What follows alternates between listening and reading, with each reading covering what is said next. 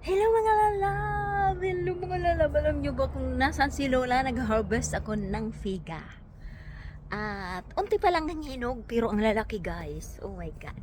Sabi daw ni Lolo, ang first harvest ng figa namin. Ay, MG! Ang lalaki oh. Tingnan nyo oh, kung gaano yung kalaki oh. Isang kamay na ni Lola. Oh. Figa! Ayan.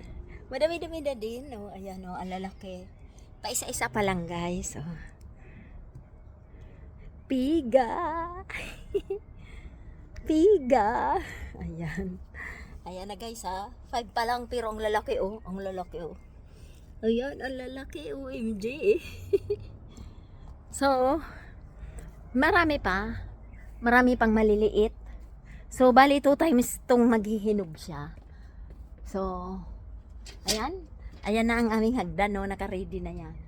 Kasi araw-araw may hinog yan. Hello guys! Araw-araw may hinog. So, aakyat muna si Lola doon at mag-harvest muna ako. Okay guys? So, ayun no? Marami pa siyang next. Mga maliliit pa, oh. So, bali, second harvest yan. Ito, yan, oh.